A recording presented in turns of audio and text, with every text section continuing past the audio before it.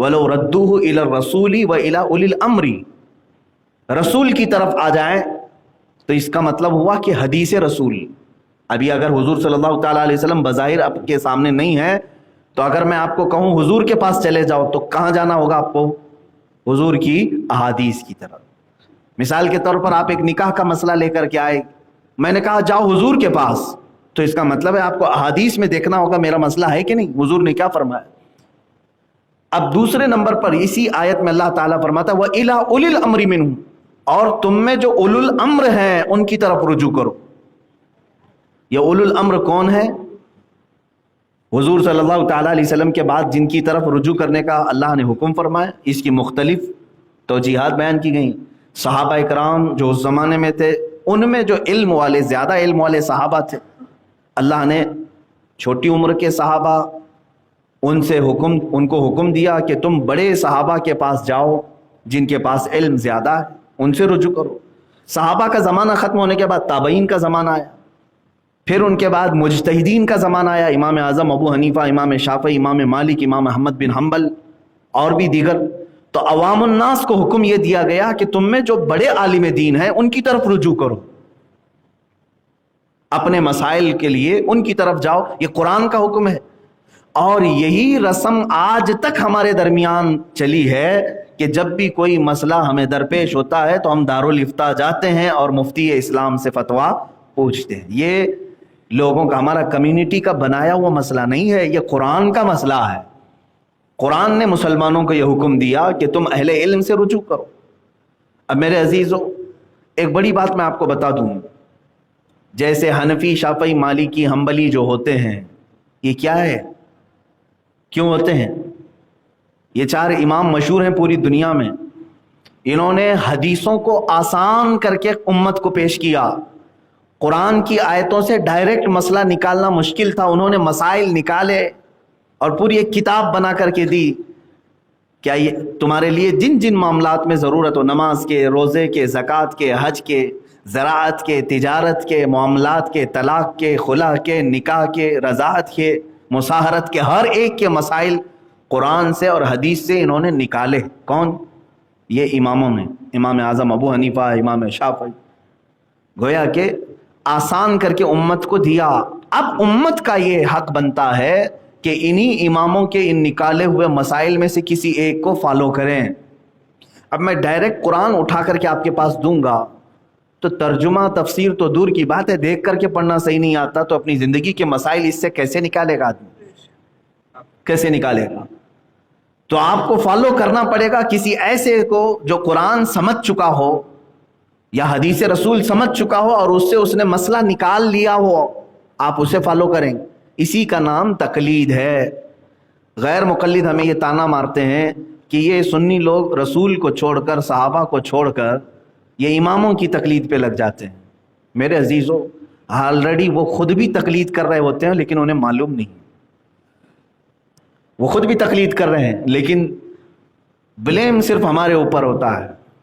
مجھے ایک بھی غیر مقلد ایسا لا کر کے دکھاؤ جو تقلید نہیں کرتا، وہ منع کرتا ہے. جیسے اہل حدیث حضرات ہیں، وہ کہتے ہیں ہم اماموں کی تقلید نہیں کرتے. ان میں سے ایک بھی بندے کو میرے پاس لا کر کے بٹھاؤ اور میں پوچھتا ہوں کہ آپ تک یہ دین کے جو بھی مسائل ہیں آپ نے کہاں سے حاصل کیے، کون سی کتاب سے؟ کسی نہ کسی کتاب سے انہوں نے تفسیر کو سمجھا. قرآن کو، قرآن کی تفسیر، کسی بھی تفسیر کو پڑھ کے ہی انہوں نے سمجھا. تو ظاہر سی بات ہے پھر آپ اس مفسر کی تقلید کر رہے ہو جس نے قرآن کی تفسیر کی. آپ حدیث رسول پڑھ کر کے مجھے بتا رہے ہو کہ اس حدیث میں ایسا کہا گیا ہے. میں ان سے پوچھوں گا یہ کس محدث کی کتاب آپ نے پڑھی؟ کہیں گے امام بخاری نے لکھا ہے. تو امام بخاری کی تو تقلید کر رہے ہو آپ. آلریڈی آپ خود تقلید کر رہے ہیں، کسی نہ کسی کو فالو کر رہے ہیں. کرنا ہی پڑے گا آپ کو، اس کے علاوہ کوئی چارہ ہی نہیں. حضور صلی اللہ تعالیٰ علیہ وسلم سے جنہوں نے دین اخذ کیا، انہوں نے ہمیں پہنچانے کے لیے یہ ذریعے بنائے، تفسیر، حدیث، یہ تمام چیزیں. اگر ان اماموں کو چھوڑ دو گے تو ڈائریکٹ کیسے حضور صلی اللہ علیہ وسلم سے آج حاصل کر سکو گے؟ میرے عزیزو، یہ بات طویل ہو جائے گی. یہاں پر میں جو بات بتانا چاہ رہا تھا وہ یہ ہے کہ عوام کس کو فالو کرے. آپ حنفی، شافعی، مالکی، حنبلی، چار فقہ مشہور ہیں پوری. ایک بات یاد رکھیں، چار عقیدے نہیں ہیں، یہ چار عقیدے نہیں ہیں، یہ چاروں اماموں کا خدا ایک ہی ہے، رسول وہی ہے، دین وہی ہے۔ اسکولس آف تھاٹ، سوچنے کا انداز چاروں کا الگ الگ ہے۔ ایک ایگزامپل میں بتا دوں، قرآن میں ایک ہی آیت آئی ہے، وَامْسَحُوا بِرُؤُوسِكُمْ، وضو کے متعلق یہ ایک آیت ہے، وضو کرنے کے متعلق جو آیت آئی ہے اس میں کا ایک ورڈ میں پڑھ رہا ہوں خالی، ویسے تو اللہ تعالیٰ نے فرمایا فَاغْسِلُوا وُجُوهَكُمْ وَأَيْدِيَكُمْ إِلَى الْمَرَافِقِ وَامْسَحُوا بِرُؤُوسِكُمْ وَأَرْجُلَكُمْ إِلَى الْكَعْبَيْنِ۔ چار فرض ہیں وضو میں نا، اپنا چہرہ دھو، اپنے دونوں ہاتھوں کو کہنیوں سمیت دھو، سر کا مسح کرو اور دونوں پیروں کو دھو۔ قرآن کی آیت ہے یہ، چار فرض اس میں بتائیں ہیں۔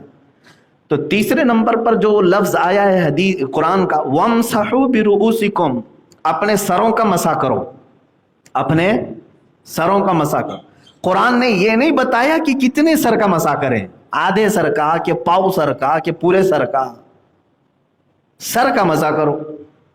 اب آپ کو جب حکم دے دیا جائے، مثال کے طور پر میں اپنے کسی اسٹوڈنٹ کو کہوں پانی لے آؤ، تو وہ پانی لے کر کے آئے گا۔ جیسے چار شاگرد تھے، چار اسٹوڈنٹ تھے، میں نے چار سے کہا پانی لے آؤ، اس میں سے ایک اسٹوڈنٹ جو ہمارا تھا، ایک شاگرد، وہ گلاس میں لے آیا، دوسرا لوٹے میں لے آیا، تیسرا بالٹی میں لے کے آیا، چوتھا برتن میں لے کے آیا۔ کیا انہوں نے نافرمانی کی؟ میری نافرمانی تو نہیں کی۔ وہ چاروں آئیں گے اور کہیں گے آپ نے صرف کہا تھا پانی لاؤ، یہ نہیں بتایا کہ کس میں لاؤ۔ پانی لانے میں سارے لوگوں نے ہمارے بات کو پورا کیا، گلاس والا بھی، لوٹے والا بھی، بالٹی والا بھی، برتن والا بھی، لائے تو ہے پانی، حکم پر عمل کر لیا۔ قرآن نے کہا سروں کا مسح کرو، لیکن یہ نہیں بتایا کتنے سر کا مسح کریں۔ تو امام شافعی رحمۃ اللہ تعالی علیہ نے اپنے ذہن سے یہ مسئلہ نکالا کہ سر جو ہے یہاں سے لے کر گردن تک، ادھر سے لے کے ادھر تک، اس میں سے 3 بال کو بھی اگر چھو لیا تو سر پر عمل ہو گیا۔ تو امام شافعی نے کہا اگر کسی نے اتنا سا ٹچ بھی کر دیا مسح میں تو اس کا مسح ہو گیا، قرآن پر عمل ہو گیا۔ اللہ نے فرمایا سر کا مسح کرو، ٹچ بھی کر۔ تو شافعی مذہب میں وضو کرنے کے وقت اگر کسی نے تھوڑا سا ٹچ کر دیا اتنا مسح میں تو اس کا مسح مکمل ہو گیا، کمپلیٹ۔ امام مالک نے کیا سوچا؟ انہوں نے دیکھا قرآن نے کہا سر کا مسح کرو، تو انہوں نے فرمایا سر جو ہے 2 بال 3 بال کو نہیں کہتے، یہ یہاں سے لے کر گردن تک، پھر یہاں سے لے کر یہاں تک جو پورا حصہ ہے، تو انہوں نے کہا پورے سر کا مسح کرنا پڑے گا۔ تو انہوں نے اپنی فقہ میں فرض کر دیا ایک بال بھی چھوٹنے نہ پائے، پورا سر مسح کرو۔ ان کے پورے سر کا مسح کرنا فرض ہے، اگر ایک بال بھی چھوٹ گیا تو مسح ہی نہیں ہوا ان کے۔ امام شافعی نے الگ سوچا، امام مالک نے الگ سوچا، امام اعظم ابو حنیفہ رحمۃ اللہ تعالی علیہ ان کے دونوں کے درمیان میں۔ ظاہر سی بات ہے، سوچنے کا مطلب یہ نہیں ہے کہ بیٹھے بیٹھے کچھ بھی اٹکل پچھو مار دیں، ان کے پاس دلیل ہونی چاہیے، کیوں سوچا آپ نے اس طرح سے۔ امام شافعی کے پاس اپنی دلیل ہے، امام مالک کے پاس اپنی دلیل ہے۔ امام اعظم ابو حنیفہ رحمۃ اللہ تعالی علیہ نے کہا کہ ہم یہ دیکھتے ہیں کہ حضور کیسے کرتے تھے، رسول پاک صلی اللہ علیہ وسلم، کیونکہ قرآن کو وہ زیادہ سمجھ سکتے ہیں۔ تو رسول کریم صلی اللہ تعالی علیہ وسلم کے متعلق حدیثیں جب پڑھی کہ آپ وضو میں مسح کیسے کرتے تھے، تو الگ الگ انداز ملے۔ حضور اکرم صلی اللہ تعالی علیہ وسلم کے مسح کرنے کے انداز الگ الگ ملے۔ کبھی حضور نے پورے سر کا بھی مسح کیا ہے، پورے سر کا مسح کیا ہے، لیکن کچھ حدیثیں ایسی ہیں، حضرت مغیرہ بن شعبہ رضی اللہ تعالیٰ عنہ کی حدیث ہے، کہتے ہیں میں نے حضور صلی اللہ علیہ وسلم کو دیکھا، ایک مرتبہ آپ نے استنجا فرمایا اور ایک کچرے کا ڈھیر تھا اس کے قریب میں، وضو کرنا تھا حضور صلی اللہ تعالیٰ علیہ وسلم کو، تشریف لائے، کھلی زمین تھی، حضرت مغیرہ بن شعبہ سے حدیث ہے، کہتے ہیں کہ پانی دیا گیا، حضور نے جیسا وضو تھا پورا کیا، مسح کا جو لفظ آیا ہے تو کہتے ہیں یہ جو پیشانی کی جتنی مقدار ہے، پیشانی کی جتنی مقدار ہے اتنی مقدار میں اپنے سر کا مسح کیا، یعنی امامہ شریف پہنے ہوئے تھے تو یہ 4 انگلیاں ہیں، امامہ کو پیچھے کر دیا اس طرح سے، تو 4 انگلیوں کا جو جتنا حصہ آتا ہے یہ پیشانی کی جتنی مقدار ہے اتنی مقدار سر کا مسح کیا۔ تو امام اعظم ابو حنیفہ نے دیکھا کہ یہ کتنا ہوتا ہے سر کا 1/4 ہے، یہ کیا ہے، یہ پاؤ سر ہے، تو اسی لیے فقہ حنفی میں کہا گیا 1/4 سر کا مسح کرنا فرض ہے۔ چوتھائی سر کا مسح کرنا فرض, کیونکہ حضور سے یہ بھی ثابت ہے. پورے سر کا اگر فرض امام اعظم کہتے کہ پورے سر کا ہے, تو پھر حضور سے یہ چوتھائی سر بھی ثابت ہے, تو کیا حضور فرض چھوڑیں گے کبھی؟ تو یہ اسکولس آف تھاٹ جس کو کہتے ہیں, سوچنے کا انداز, دلیلوں کے انداز الگ الگ اماموں کے ہو گئے. یہ استنباط کرنے کے طریقے ہیں, قرآن سے اور حدیث سے مسئلے نکالنے کے طریقے ہیں. تو اب یہاں پر بات آئی, ایک امام شافعی وہ کہہ رہے ہیں 3 بال کو چھو لے تو مسح ہو گیا. انہوں نے بھی قرآن پر عمل کیا کہ نہیں؟ اللہ نے تو صرف اتنا فرمایا نا, سروں کا مسح کا. امام مالک کہہ رہے ہیں پورے سر کا مسح کرو, وہ بھی قرآن پر عمل کیے کہ نہیں؟ تیسرے امام اعظم ابو حنیفہ ہیں, وہ کہہ رہے ہیں کہ چوتھائی سر کا مسح کرو, وہ بھی قرآن پر عمل کر رہے ہیں کہ نہیں کر رہے ہیں؟ جیسے میں نے اپنے اسٹوڈنٹس کی مثال دی, 4 لوگ پانی لے کر کے آئے, میں نے خالی کہا پانی لاؤ, کوئی گلاس میں لایا, کوئی بالٹی میں لایا, کوئی لوٹے میں لایا, کوئی برتن میں لایا, لیکن سب لائے کہ نہیں لائے؟ حکم پر عمل ہو گیا. اسی طرح میرے عزیزو, قرآن کی مطلق آیت پر یہ چاروں اماموں کا عمل ہو گیا. رہ جاتے امام احمد بن حنبل, ان کا مسئلہ امام شافعی سے زیادہ ملتا جلتا ہی ہے, اس لیے زیادہ الگ سے بیان نہیں ہوتا. تو اب یہ تو مجتہدین کی بات ہوئی, یہ قرآن سے اور حدیث سے کیسے مسئلے نکالتے. ایک ایگزامپل میں نے یہ دے دیا, اور بھی کئی مسائل ہیں, ایسے کئی مسائل ہیں, ان اماموں کے مسائل نکالنے کا طریقہ. اب آپ کس کو فالو کریں گے؟ اب بات یہاں آتی, جو مجھے بتانا تھا وہ یہ, آپ کس کو فالو کریں گے؟ جیسے آج بعض غیر مقلد چاروں اماموں کو پڑھتے ہیں اور اس کے بعد کہتے ہیں جو آسان لگے, جو طبیعت میں آئے اس کو عمل کرتے چلے جانا. یعنی کبھی ان پر, کبھی ان پر, کبھی ان پر, چاروں فقہ میں کبھی اس کا لے لیا, کبھی اس کا لے لیا, یہ مکس کھچڑی, اور یہ نظام درہم برہم ہو جائے گا اگر اس طرح سے آپ لیتے رہیں گے. اس کی ایک ایگزامپل میں بتا دیتا ہوں, اس کی ایک اور ایک ایگزامپل. ظہر کا وقت کب تک چلتا ہے, اس میں بھی اختلاف ہے. ظہر کا وقت کب تک چلتا ہے؟ آپ گھڑی دیکھتے ہوں گے, اب کے زمانے میں ہمارے بچوں کو اور سب کو گھڑی ہی بتانا پڑے گا. ٹائم بتائیے آپ فکس, شریعت میں فکس ٹائم نہیں بتائے گا. یہاں ہو سکتا ہے ظہر کا ٹائم جو ہے 2 بجے سے لے کر 4 بجے تک چل رہا, ہو سکتا ہے کسی اور ملک میں 2 بجے 4 بجے دن ہی نہ نکلا ہو. تو گھڑیوں پر جو ہے ٹائم ٹیبل نہیں رکھے گئے, سورج پر رکھا گیا. سورج اور چاند سے اوقات معلوم پڑتے ہیں. ظہر کا وقت جو ہے اس کو انداز کیسے کریں گے آپ کہ کب تک باقی ہے؟ یہ ایک سدا بہار فارمولا ہے. گھڑی بند بھی ہو گئی تمہاری, دن نکلا ہوا ہے تو آپ معلوم کر سکتے ہیں. کھلے میدان میں آئے, ایک لکڑی آپ نے زمین پر گاڑ دی, اس طرح سے زمین پر ایک لکڑی گاڑ دی, ایک 4 انچ کی یا 6 انچ کی ایک چھوٹی سی لکڑی آپ نے لی, جتنی بھی آپ کی مرضی. اس کا سایہ پڑتا ہے کہ نہیں پڑتا ہے؟ جیسے ہی آپ کھلے میدان میں سورج جب چمک رہا ہو لکڑی گاڑیں گے تو اس کا سایہ پڑے گا. یہ دوپہر کے بعد کی بات ہے. اب دیکھیں سایہ جو ہے کتنا پڑ رہا ہے, اب وہ آپ کو ناپنا پڑے گا. میں نے یوں لکڑی لگائی, اس کے بعد سایہ یہاں تک آیا, کبھی یہاں تک آیا, کبھی یہاں. دیکھتے ہوں گے نا آپ, دوپہر کے وقت چھوٹا سایہ رہتا ہے اور کبھی بڑھتے بڑھتے لمبا بھی ہو جاتا ہے. آپ پریکٹیکلی اس کو دیکھ سکتے ہیں. آپ نے یہ لکڑی لگا کر کے سائے کو دیکھا اور وہاں نشان لگا دیا. اب اس لکڑی کو نکال کر کے ناپ کے دیکھیں کہ اس لکڑی کے کتنے گنا زیادہ یہ سایہ ہوا ہے. ایک سایہ اس کا اصلی سایہ ہے, یعنی 6 انچ کی لکڑی ہے تو 6 انچ کا سایہ اس کا اوریجنل سایہ. اس کے آگے جو بڑھا وہ دگنا سیگنا کہتے ہیں, یعنی ڈبل ٹربل ہو گیا. تو اب اس کے اصلی سائے کو چھوڑ کر کے 2 سائے اور بن گئے, یعنی 6 انچ کی لکڑی کا سایہ 18 انچ کا بن گیا. بات سمجھ میں آ گئی نا؟ 6 انچ کی لکڑی کا سایہ 3 ہو گیا نا, 6 اور اس کے بعد 6 12 اور اس کے بعد 6 18. اب جہاں یہ 18 انچ کی کا سایہ ہو گیا ہے تو سمجھ لیں کہ عصر کا وقت شروع ہو چکا ہے, ظہر ختم ہو گئی. یہ امام اعظم ابو حنیفہ کے نزدیک ہے, یہ امام اعظم ابو حنیفہ, یہ فقہ ہے. میں یہ اگزامپل کیوں دے رہا ہوں آپ کو سمجھاتا ہوں.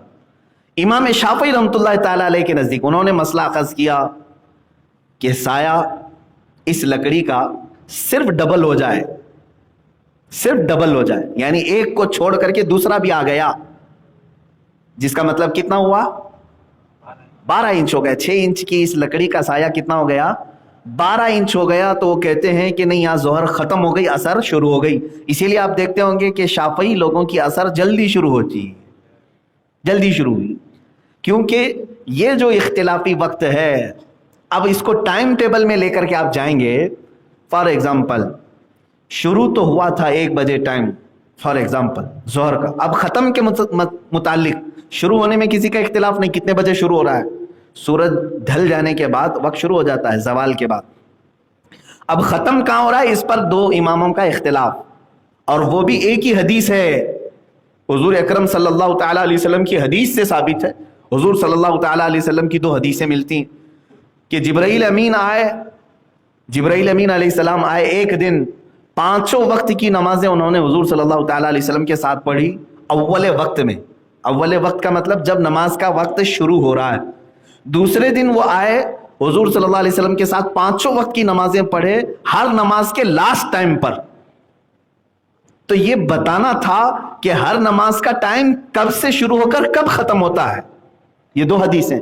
तो उस हदीस में जो जोहर का लास्ट टाइम बताया गया है, जोहर का लास्ट टाइम बताया गया है, उसमें वर्ड ये आया है कि हर चीज का साया डबल हो जाए, 2 गुना हो जाए, हर चीज का साया 2 गुना बढ़ जाए। तो ये एक ही लफ्ज आया हदीस में। तो इमाम शाफई ने कहा लकड़ी का डायरेक्ट 2 हो जाए। इमाम आजम अबू हनीफा ने कहा नहीं, लकड़ी का ओरिजिनल साया छोड़ के डबल हो जाए।